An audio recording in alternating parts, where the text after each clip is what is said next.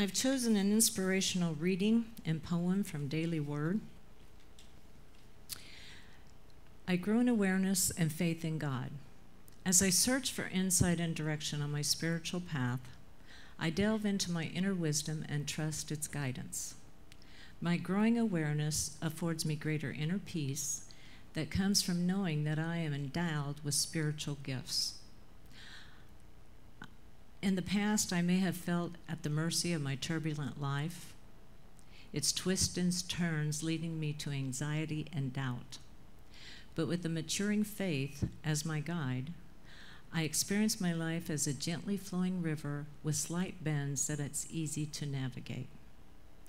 Ever-increasing peace and contentment are mine as I rest in the knowledge that I am one with God. As I choose my next steps, I am confident God is with me as I make wise, divinely inspired choices. The poem is Prayer of Intention. It's by Narcissus Delfeo. Of all the desires and intentions I place before me, may I become aware and confident of God's direction in my life.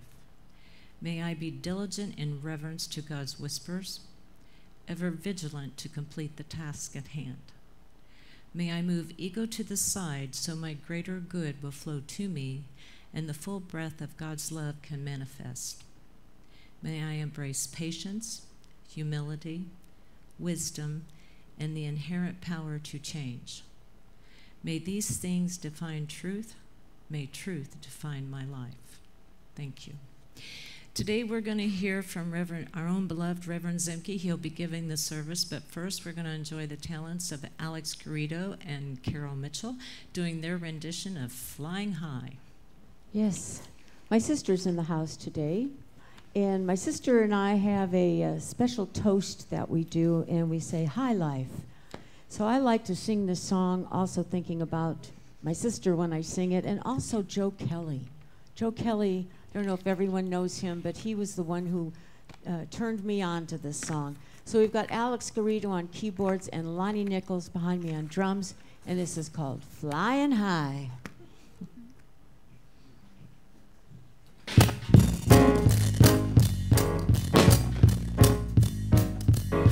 Well, it's a funny day and I'm glad to be alive. I'm doing what I love, I'm giving up my 9 to 5. And with a lot of love, I'll soon be flying high. Well, I've always been told to live life by the rules, the ones that Mama taught me, those I learned in school. Finally decided I ain't nobody's fool, and I'm flying high, up like the birds in the sky. Yes, I'm flying high, kissing the bad times goodbye. Well, if you're looking for me, look up, 'cause I'm flying high. Come on, Alex, fly.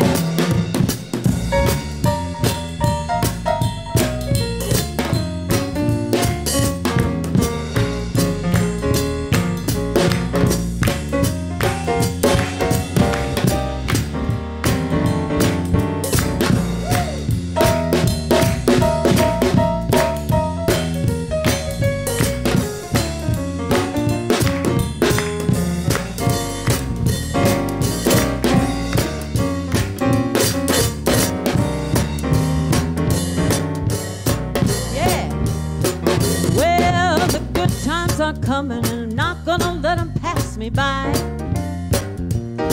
Gonna grab some of the gusto, gonna get a piece of the pie. 'Cause I know what I want, and that's the reason why. Yeah, well, I'm flying high, up like the birds in the sky. Yes, I'm flying high, kissing the bad times goodbye. If you're looking for me, look up, 'cause I'm flying high. If you're looking for me, look up, 'cause I'm flying high. And if you're looking for me, look up, 'cause I'm flying high.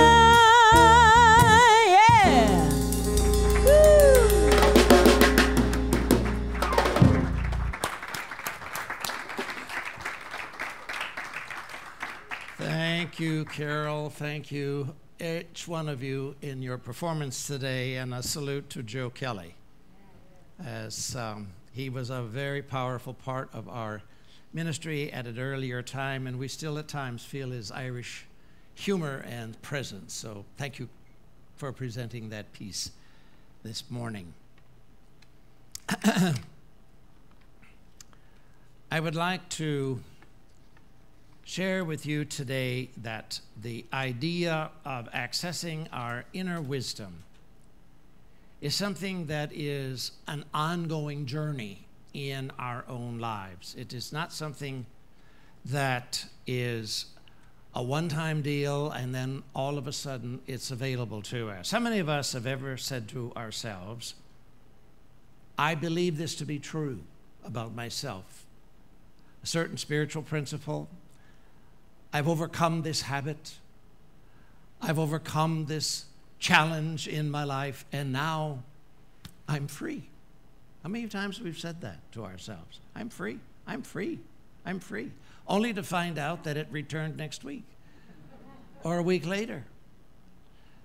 How many of us have ever been in the place where we've been in a relationship with a particular man, a particular woman, husband, wife, whatever, and we say, oh, I'm through with this kind of a person.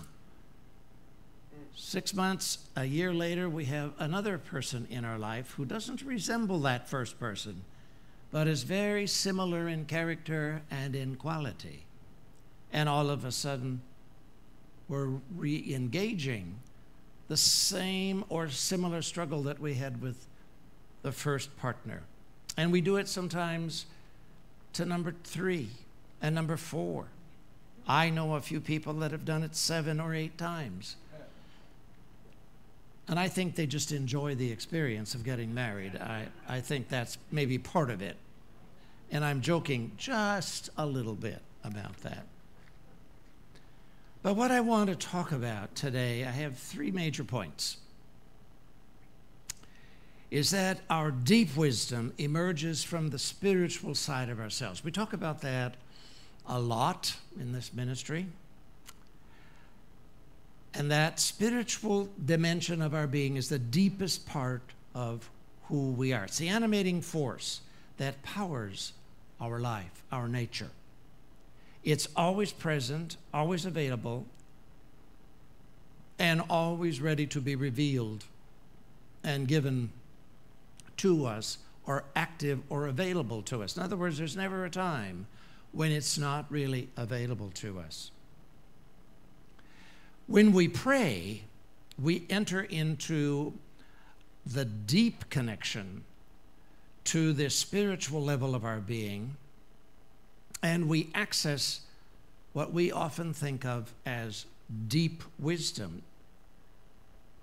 Now, deep wisdom does not mean that we have cosmic illumination. That may be a part of it, but deep wisdom is about the capacity we have to access the strength of spirit in the ordinary day-by-day level of our lives.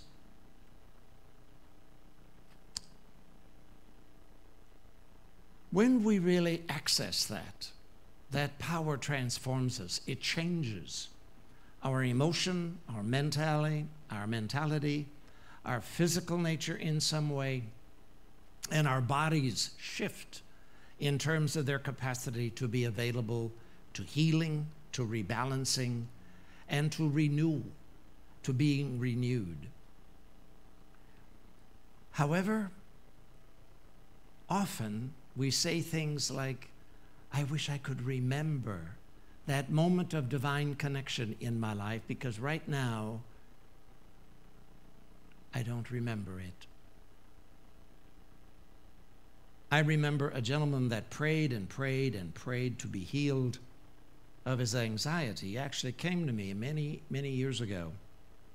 And he had gone to a doctor who indicated that he needed medication and that he should see a therapist.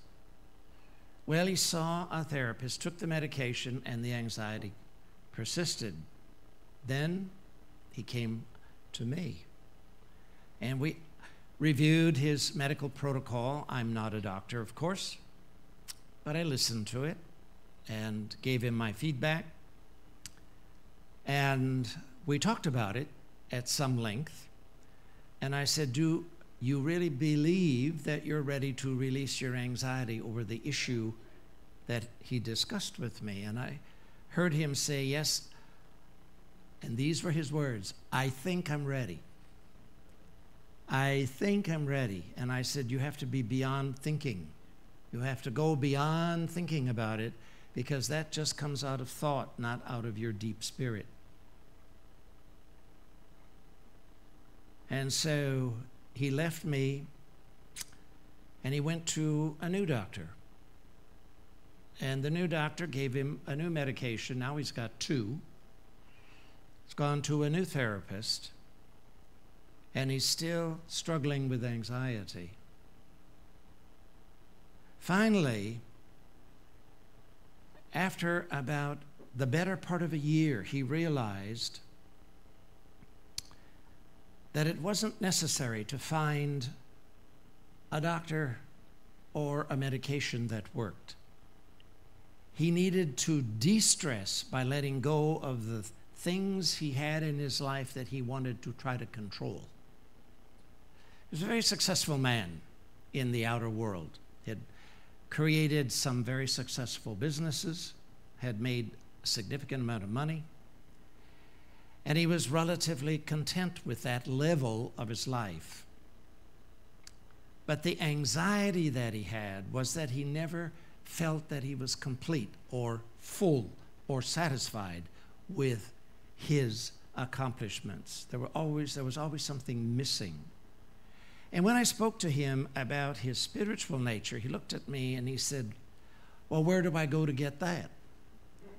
And I said, you don't go anywhere. It's in you. It's within you. And he looked at me with a big question mark on his face, and he said, it's in me? I said, yes. Spirit is in you. It's available to you. It's available to me. And that's what you're attempting to get in touch with. We had long conversations about that. And I won't take you into any more of his journey except to tell you that about a year or so later, he finally came to a point in his own journey where he became aware of that connection that he was seeking, and it began to ease all of the issues that were being experienced as high anxiety. He began to remember how to connect to that deeper part of his own being. The more we stress about something, the more it becomes amplified. So part of the message for us is to let go of our stress. And we say, oh yes, I'm not stressing as much. But we watch the body, and their fists are tight, the body is strict, the neck is crooked, and I'm not stressed. I'm not stressed. I know you can see that I'm not stressed. I really used to be like this. Now I'm only like this. Yeah. We have to be aware of what our body is doing, how our body is responding. And it's not so much what we're saying, but what's happening inside. One of the things that happens as we move toward deep wisdom is that we go unconscious. And going unconscious leads us back to the problems that we've had, the problems that we may have had with food, abusive behavior, drugs, alcohol, other behaviors that tend to depress or tend to constrict our behavior in the world. There are many things that create these patterns, and it's not my intention this morning to discuss them, because I think many of us recognize some of these patterns in our life. When we go unconscious, that means that we forget. When we go unconscious, it's really not a deliberate willingness to forget. It's an unconscious activity. I remember many years ago, in the early part of my ministry, I had a young gentleman who was struggling with overcoming or attempting to overcome alcoholism. And he had been to AA, and he had been to a lot of support groups, and so on. He had done a lot of inner work, but he hadn't given it up. And he said, you know, the only real problem that I have is that when I walk past a lounge, my feet just turn in. I don't want them to turn in, but they just turn in. That's like going to the refrigerator, knowing that there's a piece of cake in there that's calling you, but you have to go to the refrigerator to check it out to make sure somebody else didn't get it, and you're the only one in the house. You know that. You know it. You know that. Why do we tempt ourselves? Why do we leave it in the refrigerator? Eat it or give it away. Don't feel guilt about it particularly. You know, a piece of cake is not going to do your incarnation in. You just need to know that these patterns are there until they're not. When you really give up any kind of an addictive pattern, you can walk past it, around it, be among men and women and children who are expressing it, and it no longer calls you. There's nothing there. Nothing is evoked in you. You don't have any more yearning to drink if drinking is the issue, or to eat foods that are not healthy for you if that's the issue, or a tendency to want to be abusive to some man, some woman, some person that you know or love or care about because of the nature of the relationship and so on. Those patterns fall away. And when we go to the deep spirit brings the healing. There are hundreds of techniques, and they really all work. I'm not here today to give you a technique. There's way more techniques than I need to even reference. And they all work if we work them. It's like learning how to forgive. Forgiveness is available to us if we really remember to forgive. And the first man, first woman that we need to forgive is the person behind our nose. That's the person that needs forgiveness, not the other man, not the other woman. We need to forgive ourselves, to let go of holding on to the behavior, the thought, the feeling, and the emotion that has colored the reaction to the experience that we have in the outer world. Failure in relationships, for example, are not about what we do. It's about what we do not do or remember to do. It's important for someone in our life to remind us of what we need to do. And our partners may or may not necessarily be equipped to do that. You know, when we were children, we had parents that would say to us when we were little, after a favor was granted to us, what do you say to your Uncle Bob or your Aunt Susan? Thank you. Please, thank you. And we're reminded to say these social things to a man, to a woman that does a favor for us. And when we get to be adult, we often think those things are not important. But indeed, behaviors are important to the men, to the women in our lives that we care about. We need to be conscious of the people who are in our lives if we want to have anything meaningful in a relationship with them or to them. The final point that I want to talk about today, and I will be very brief about it, because it's going to become another theme that we will bring forward in the month of November. Gratitude in our soul opens the door to goodness in our life. Gratitude in the soul. Whatever happens in our life, learn to say thank you to the source of life for it. It's difficult very often to thank the universe for something negative. It's difficult to say something to someone who has really been difficult to us or toward us, that we feel like, why would I thank this woman or this man for being in my life? But think of the opportunity that he or she brings to you, to me, to us, to teach us how to love and how to forgive. It's often a huge opportunity once we learn that. There's much, much more I would like to discuss, many more points to this. It's only just really the beginning of the look at deep wisdom. Deep wisdom really is the part of your being, the soul part, the deeper spiritual part that is available to you when you call on it wherever you are, any time, day of the week. Doesn't need a special occasion, doesn't need a celebration, doesn't need a special day, time of mourning, special prayer, a reading from the Bible or sacred scripture. It doesn't need a crystal or a pendulum. It needs you to be present in your life, to hold your connection to that which is invisible within you. It's you. You're behind the pendulum. You're behind the crystal. You are behind the power of your life. You are the power that helps to run your life.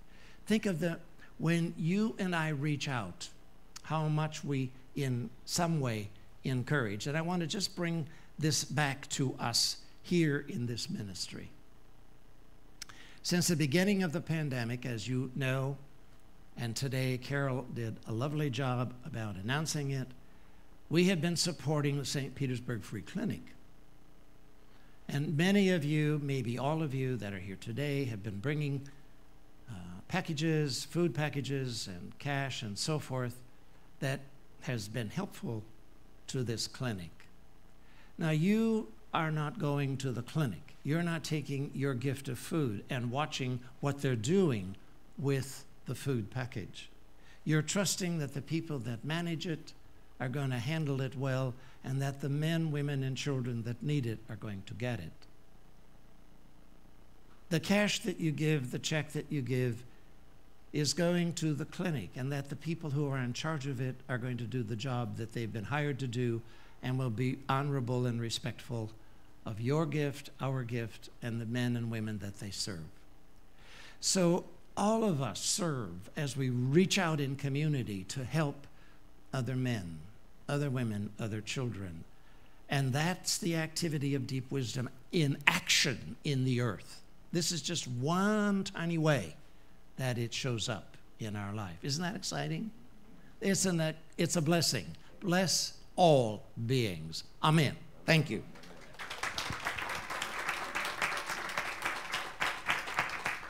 And now we have our magnificent musicians to bring to us a lesson. A musical lesson in music. Yes, yes. Put another round of applause for Reverend Zemke. That was a wonderful message. Thank you, as always. And I have my good friend Daniel up here, Daniel Harris. We're going to do yes, give him a round of applause, too. Yeah. We're going to do the song called Higher Place together. So if you sing quietly in your mask, you might be able to get away with this. And one other thing I wanted to mention before we start, for all of you people that are watching us on Facebook and YouTube, I want to remind you that the Psychic Fair is next weekend. It's the 10th. And if you'd like to come and join us for the Psychic Fair, go to our website, www.tlgtemple.org, and you can find out information. You can find out who's going to be the readers. Also, we put together a booklet that we give out to everyone who comes through the door, and you can advertise your business in that booklet. And not only do we put it in the booklet and give it out to people who come to get readings, we put it on our website as well. So it would be an interesting way to maybe advertise your business. You can call the temple, go on the website, and check all that information out. And now I'll be quiet, and we can sing Higher Place. Daniel Nahmad song.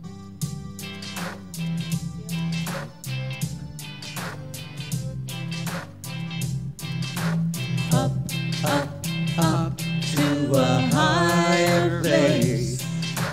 Up, up, up, far beyond the time and space. Up, up, up to a higher place. I feel my soul rising to a higher place. Up, up, up to a higher place. Up, up, far beyond this time and space. Up, up, up to a higher place. I feel my soul rising to a higher place. Higher place, higher place. I feel my soul rising to a higher place. No more forward, no more backward, no more spinning around and around. My life is moving, ever upward. My feet are leaving the ground. Up, up, up to a higher place. Up, up, up, far beyond this time and space. Up, up, up to a higher place. I feel my soul rising to a higher place. Higher place, higher place. I feel my soul rising to a higher place.